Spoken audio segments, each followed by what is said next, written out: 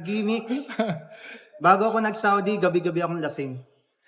I have to be honest with that.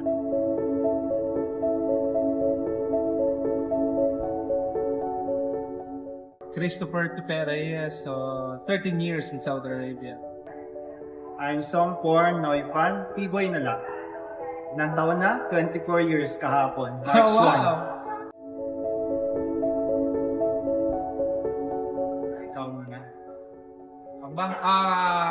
Orthopedic implant industry. So I used to work in Deep Cities for 7 years and then 6 years in Smith & Nephew. I left in Saudi Arabia last year, moved to the US for immigration, and I decided to come back here in Saudi Arabia again. Ako naman, I started as sales specialist. Then after a year, pinadala ko sa States for 2 weeks training sa Smith & Nephew din. ENT. Then, after that, after 1 month, pinadala sa France. And then, history na, sa dami ng bansa na napuntahan. Ngayon, after 2 years, nag-promote ako as Senior Product Specialist. Then after 3 years, naging manager na ako. I became the Neurosurgery Sales and Marketing Manager for Isam Economic for the last 20 years.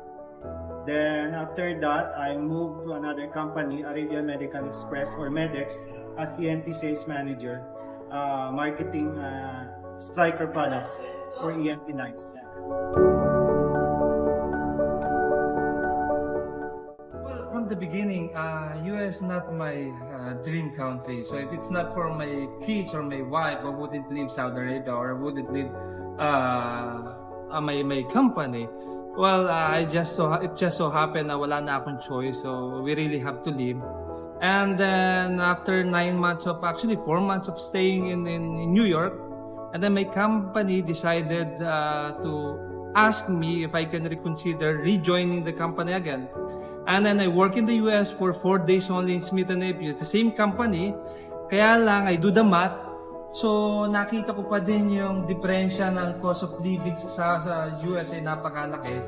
So I do the math, talagang parang niratio ko siya, parang if I stay sa US, work ako ng 10 years doon versus dito sa Saudi Arabia na 3 to 4 years lang. So ganun kalaki yung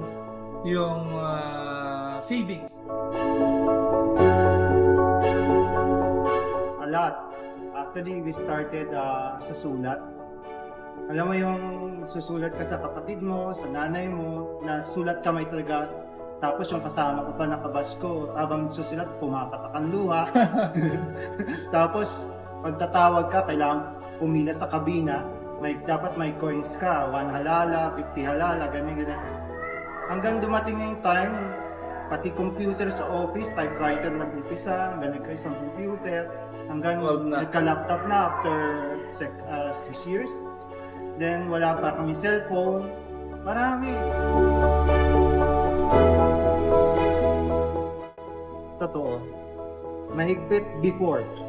But that was, maybe I can say, 10 years ago. Kasi dati hindi ka pwede mag-drive na magsakay ng babae. Ngayon pwede na kahit sumakay pa siya sa tabi mo.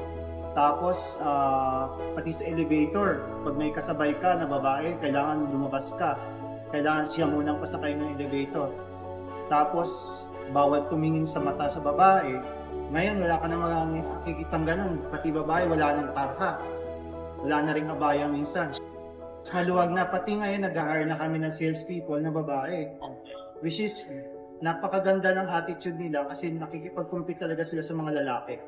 Magaling sila, tapos very dedicated kasi gusto na ipakita that we have the same capabilities as the men.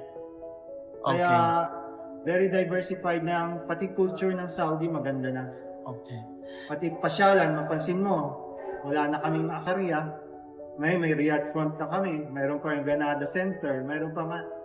Kaya, lahat dito nagpupunta na sa Saudi. Mayroon na rin kami Neom. Kung saan nagpo-concert yung sa Tabuk area. And, one of the changes, climate change also, nangyari na dito. May snow na rin kami dito sa Saudi. Yes, sa Tabuk, meron ng snow, sa Ava, minsan nag-snow na. Kaya, walang regrets. Sa 24 years na stay, talagang Nasabi ko, maraming ibigay na maganda sa Saudi Arabia.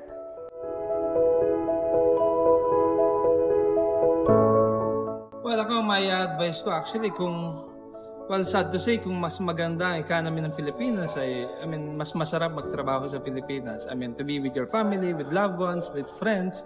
Kaya lang, so happen na, mahirap pa din magstay sa Pilipinas. So, for 13 years in Saudi Arabia, talagang masasabi ko na kung gusto mo ng magandang future para sa pamilya mo, sa mga anak mo, so give it a try.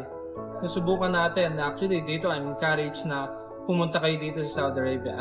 Saudi Arabia is not what it used to be. So we do have a work-life balance here. So, may mga bansa na din ako napuntahan, may mga kaibigan ako sa Canada, sa US, even Dubai. Pero yung lifestyle namin dito sa Saudi Arabia ay masarap na. So, right after work, actually mas magaan yung buhay namin dito dahil kapag nagtatrabaho ka, right after your work, pwede ka nang mag-hangout your friends, so pwede ka mag-gym, mag-malls, manood ng sine, so gumala sa park, marami din nang pwedeng gawin. So I do encourage na talaga na make sure na pagpupunta kayo, may ibang bansa kayo, lalo ngayon, actually mas madali na mag-abroad niya, not like 13 or 24 years ago na walang social media. So ngayon, madali na makipag-communicate sa mga family natin kasi meron ng social media, mas madali na ngayon. Kaya encourage na kung magpupunta kayo talaga ng ibang bansa, start now. So start na lang mag-apply ngayon and wala kayong ibang hahanapin kundi ang Staff House International Agency lang.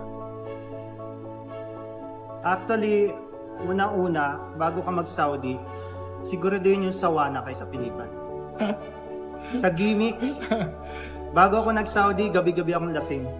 Yeah, I have to be honest with that. Kasi pagdating mo dito, puro trabaho na yung focus mo. Tapos, gusto mo kumita, Saudi is the right place. Why? The same effort, but ang pay mo is minimum times 3. Ganun ako nag-umpisa dito sa Saudi.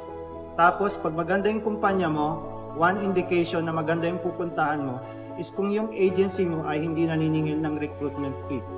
Pag naningil sila ng 1 month recruitment fee, that means there's something wrong with the company na pupuntahan mo. Ibig sabihin, mahina yung kumpanya nyo, hindi siya stable. Kaya, doon lang kayo sa agency na kaya nila mag-provide ng recruitment free. Ginastos ko lang is 2,625 nang pumunta ako dito. Medical ko lang yon. Kaya, maganda ang Saudi Arabia, mag-ipon kayo. Hindi lang kayo pupunta ng Saudi dahil gusto nyo magka-iPhone, kundi gusto nyo rin magkabahay. That's one very good suggestion is, una nyong ilagay sa isip nyo is yung magkaroon kayo ng investment like house and lot or condominium.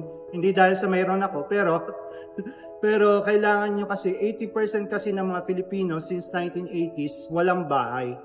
Umuwi ng Pilipinas na walang nangyari sa pinaghirapan nila sa Saudi. Kaya mahirap umuwi na wala kang nakikita na napuntahan ng pera mo.